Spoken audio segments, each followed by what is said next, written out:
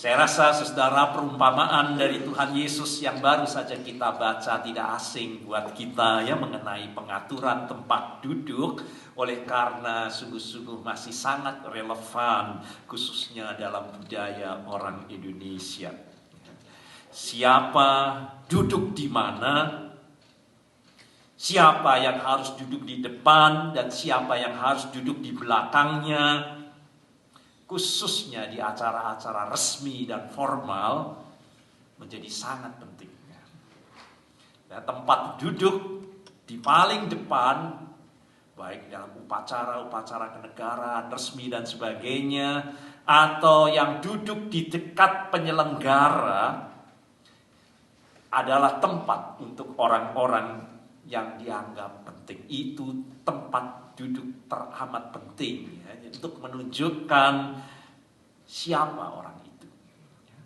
Di mana kita duduk sangat menentukan siapa kita pada waktu itu. Kedudukan kita, kehormatan kita, jabatan kita, kekuasaan kita, kemuliaan kita. Yang lebih dari yang lain akan duduk di tempat yang lebih utama. Sampai hari ini masih ya kita lihat dalam budaya di Indonesia. Demikian di zaman Tuhan Yesus dahulu, saudara. Tempat duduk pria dan wanita dibedakan pada waktu itu karena kemuliaan pria dianggap lebih tinggi daripada wanita. Tamu laki-laki, saudara, akan berbaring di sofa. Ya, sudah lihat nanti gambar-gambar mengenai perjamuan di Israel. Tamu pria itu duduk di sofa, tidak duduk di kursi, saudara. Ya. Dan mereka seperti berbaring demikian.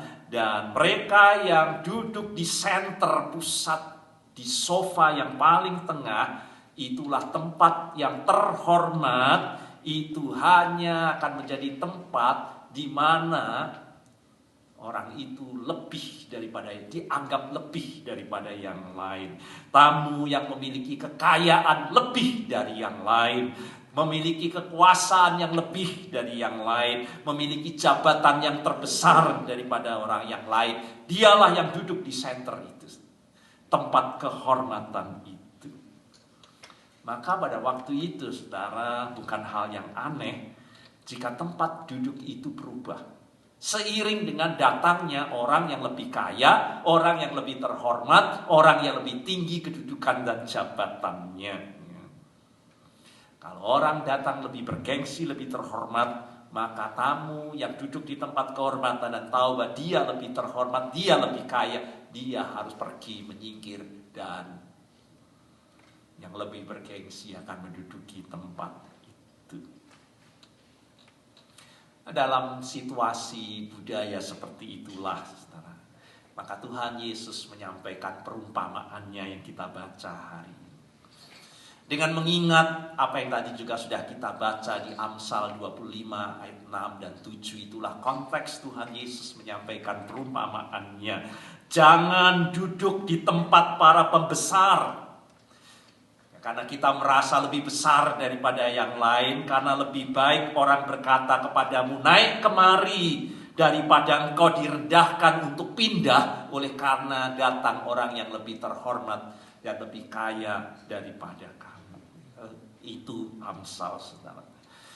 Maka Yesus, saudara, berkata, janganlah seseorang memilih tempat duduk terhormat ketika mereka tiba di sebuah pesta perjamuan.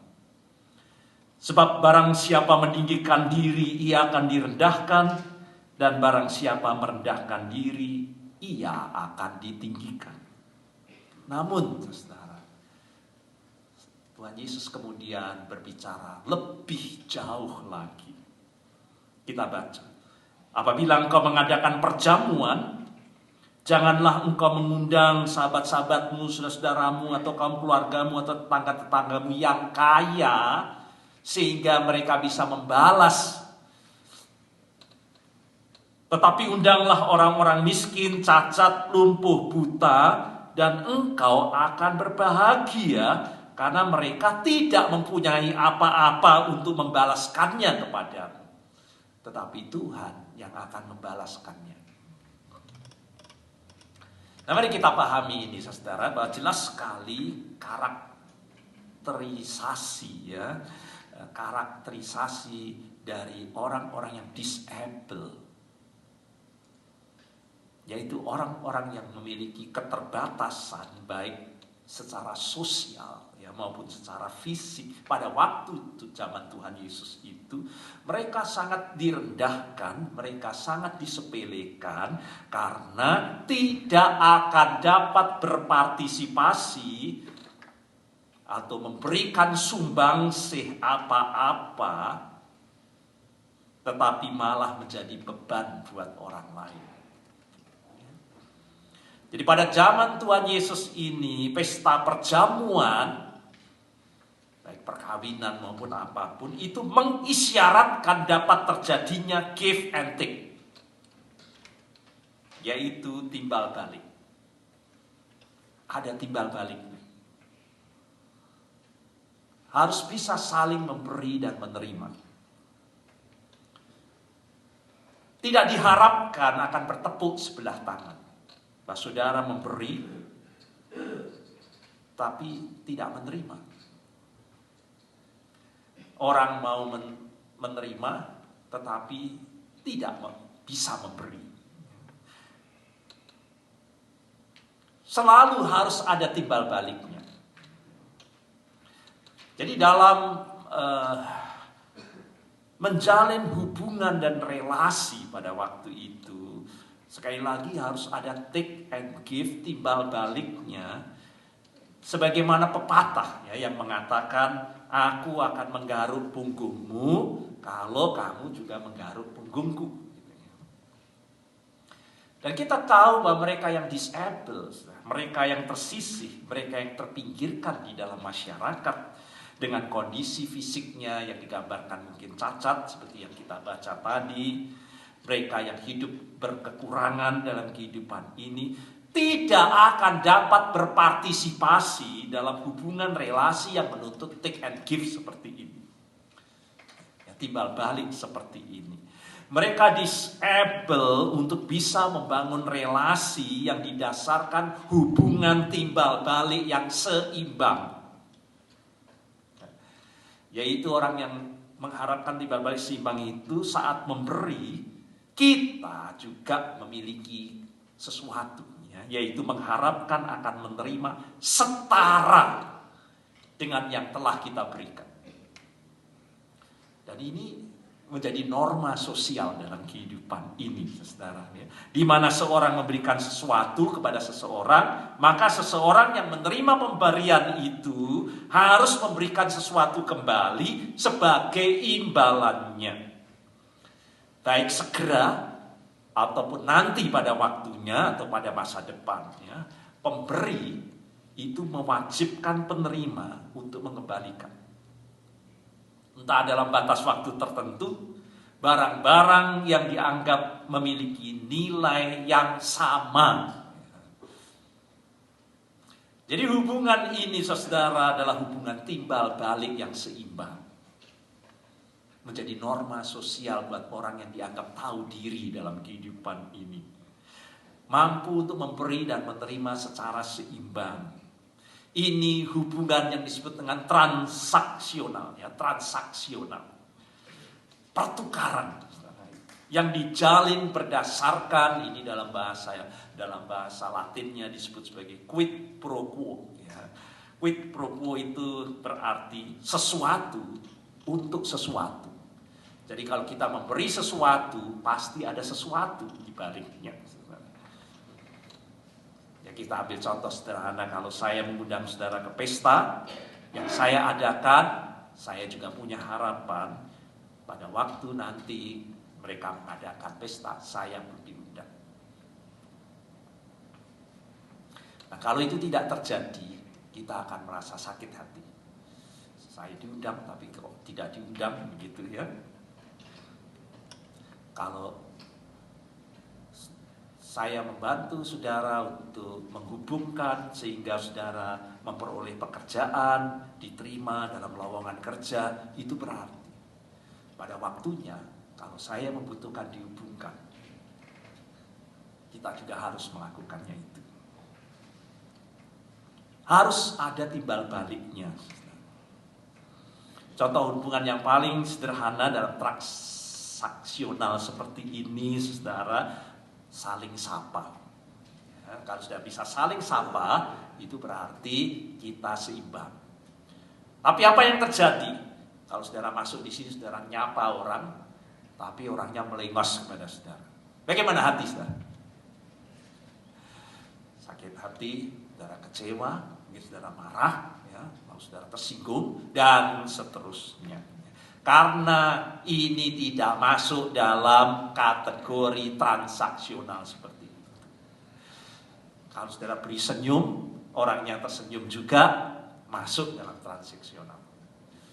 Tetapi kalau saudara beri senyum, orang yang melengos kepada saudara, apa yang saudara rasakan? Saudara kecewa, saudara marah, saudara sakit hati, karena tidak sesuai dengan norma transaksional ini. Kalau saudara bertukar kado, ditentukan bukan? Pernah saudara tukar kado sesukanya? Ya harganya sekian bukan?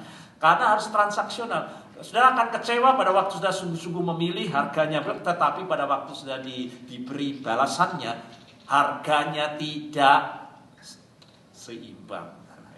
Ya, jauh lebih rendah, dan saudara mungkin merasa kecewa, mungkin saudara juga akan merasa sakit hati. Kalau orang tua bisa bergiliran mengantar anak ke sekolah, itu transaksional. Tapi pada waktu anak orang lain bilang anaknya untuk saya antar, tapi pada waktu anak saya membutuhkan, saya bilang minta tolong diantar, dia tidak mau untuk mengantar, apa yang saudara rasakan? Saudara marah dan kecewa, karena ini tidak sesuai dengan norma transaksional. Ya, saudara melayani Tuhan. Saudara juga punya berharap transaksional, bahwa saudara akan dihargai, saudara akan dipuji, pada waktunya juga akan dilayani. Kalau itu tidak terjadi, tuntutan transaksional ini tidak terjadi, kita akan sakit hati, kita akan marah. Kalau saudara maka saudara perhatikan, dalam hubungan transaksional seperti ini, apa yang kita perbuat buat orang lain harus menjadi hutang buat orang lain, kan? Maka tidak heran kalau bilang, saya utang untuk makan siang, ya, traktir kamu makan siang, karena saya pernah ditraktir dia, jadi saya hutang, saya harus mentraktir dia pada waktunya.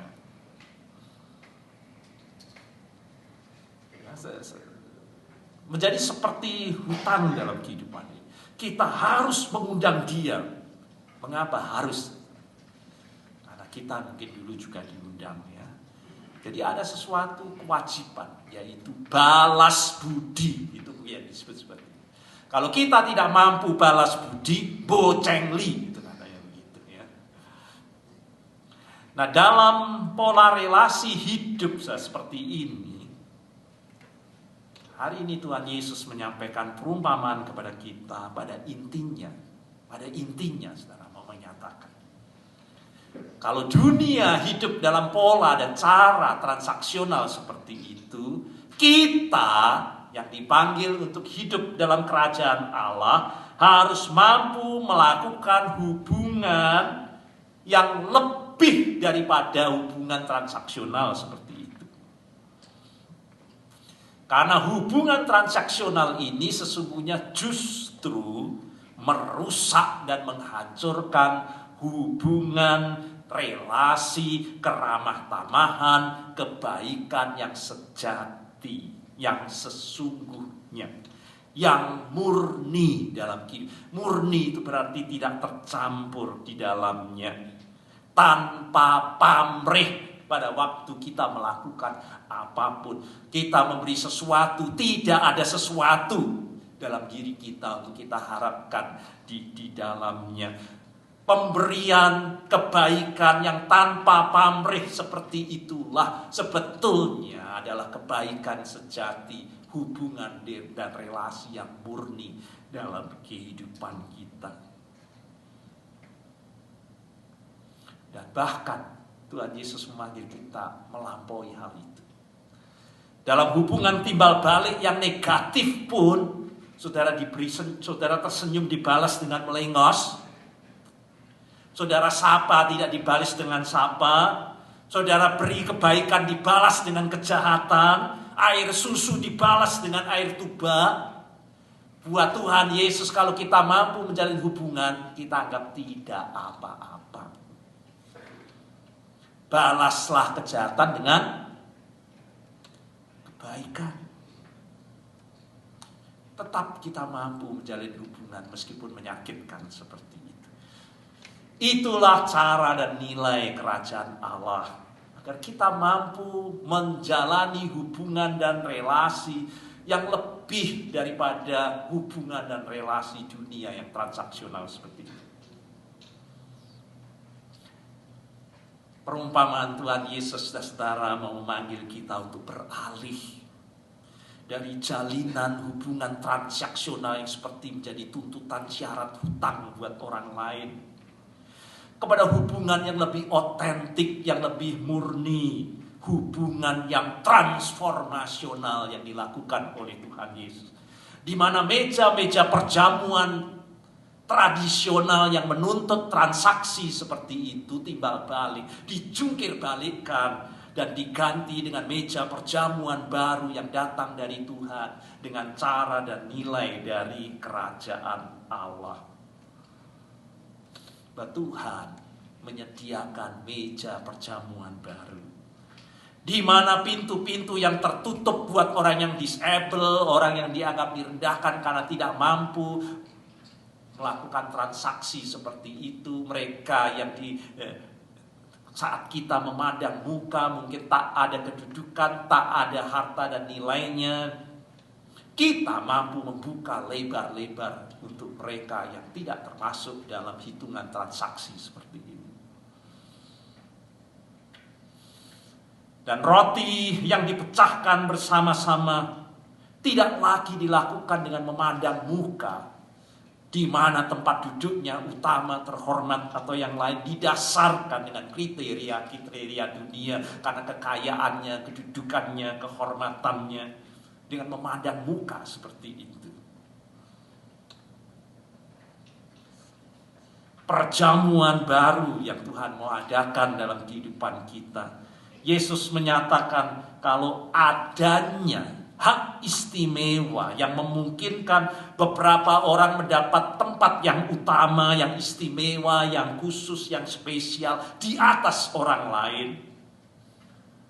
Bahwa adanya kriteria hak istimewa yang oleh karena kita merasa lebih daripada yang lain, lalu kita merasa dapat merendahkan, meremehkan, mengabaikan, membuang, menyingkirkan, menyisihkan orang-orang yang seperti ini, menyepelekannya. Adanya hubungan yang mengharuskan transaksional seperti ini, ada timbal baliknya, memberi dan menerima. Tuhan Yesus katakan ini adalah cara dan nilai duniawi yang bertolak belakang dengan meja perjamuan baru yang akan Tuhan sediakan. Yaitu kita memiliki cara dan menilai orang lain dalam kerajaan yang dibawa oleh Tuhan Yesus. Yaitu nilai-nilai dan cara kerajaan Allah, bukan dunia. Maka dalam kerajaan Allah, saudara, hubungan yang kita jalin tidak didasarkan dengan norma-norma dunia seperti itu. Tetapi dasarnya hanya ada dua, yaitu iman dan kasih. Itulah sumber dan dasar hubungan dan relasi dalam kehidupan kita. Iman dan kasih yang membuat kita akan mampu untuk membuka pintu-pintu lebih luas terhadap orang-orang, bahkan yang disable, yang tidak mampu untuk melakukan transaksi dalam kehidupan ini. Mereka yang tersisih, mereka yang tersingkir. Kita mampu dilepaskan dari pamrih dalam segala sesuatu yang kita lakukan dalam kehidupan kita. Selalu ada harapan yang terselip, ada udang di balik batu dalam setiap tindakan dan perbuatan kita yang tidak murni. Selalu menuntut balasan yang seimbang, kompensasi, imbalan dalam kehidupan kita. Meja perjamuan dalam Kristus mengundang kita, saudara, untuk memperhatikan siapa yang mendapat tempat di gereja kita ini, di komunitas kita, bahkan di dunia ini. Siapa yang mendapat tempat di meja perjamuan? Apa yang menjadi dasar kita dalam mengatur tempat duduk dalam perjamuan itu? Siapa duduk di mana? Apakah itu yang menentukan kekuasaan? Apakah itu yang menentukan kekayaan? Apakah itu yang menentukan apa yang kita miliki, privilege, hak istimewa? Apa kedudukannya? Bagaimana kekayaannya? Bagaimana jabatannya? Bagaimana status sosialnya? Atau saudara, kita beralih dalam meja perjamuan Tuhan, yaitu didasarkan kepada iman dan kasih yang kita miliki. Iman dan kepercayaan. Kepercayaan akan transformasi dari Tuhan yang dapat mengubah dunia.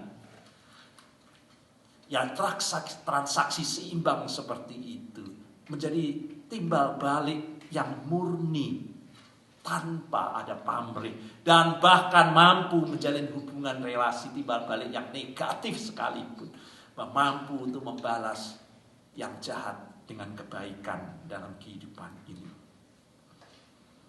Perkataan Kristus, saudara, dalam perumpamaan hari ini mengundang kita untuk percaya bahwa kelangsungan hidup kita ini tidak didasarkan dari transaksional dengan orang.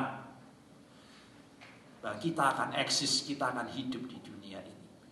Bahwa orang akan membalas kepada diri kita. Tapi transaksional itu terjadi dengan Tuhan dalam iman. Bahwa Tuhanlah yang justru akan melipat gandakan balasan dan imbalan dalam kehidupan kita. Tak akan kita berkekurangan saat kita mengundang orang-orang dan menerima orang-orang yang tidak mampu untuk memberikan transaksi dalam kehidupan kita. Tuhan akan melipat gandakan rahmat dan berkat balasannya dalam kehidupan kita ini. Kristus mengajak kita untuk percaya kepada Allah. Bukan percaya dengan transaksi dengan orang yang sanggup membuat kita akan membuka pintu-pintu selebar-lebarnya untuk orang-orang yang tersisih, tersingkir dalam kehidupan di dunia ini. Allah akan memampukan kita untuk dapat menyediakan lebih banyak tempat kehormatan buat orang-orang yang tersisih, juga yang tersingkir di dalam perjamuan pada waktu itu. Karena kita percaya Allah akan mampu dan mencukupi dan menyediakan. Allah itu selalu akan menyediakan roti, dan Allah tidak akan membuat kita berkekurangan saat kita berani untuk membagikan kepada orang-orang yang tidak mampu untuk melakukan transaksi dalam kehidupan kita ini.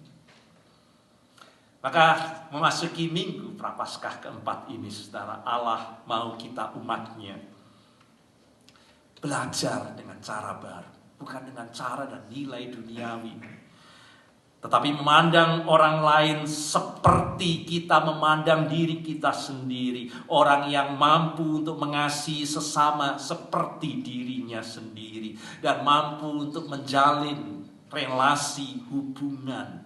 Bukan dengan cara dan nilai duniawi yang memandang muka, yang menuntut timbal balik dalam kehidupan yang seimbang. Melainkan, saudara, hari ini kita dipanggil, mari kita lakukan cara Tuhan dalam kita membangun hubungan dan relasi. Dengan nilai-nilai dan cara yang berlaku dalam kerajaan Allah yang dibawa oleh Tuhan Yesus. Yang menghargai orang lain tanpa memandang muka. Dengan melihat status sosial ataupun keadaan fisiknya. Yang memberi tempat yang adil dan seimbang. Dengan menyambut dan memperlakukan, menjalin relasi dan hubungan siapa saja dengan kriteria dulu, yaitu iman dan kasih yang kita miliki. Konsisten dalam kehidupan kita sehari-hari. Amin.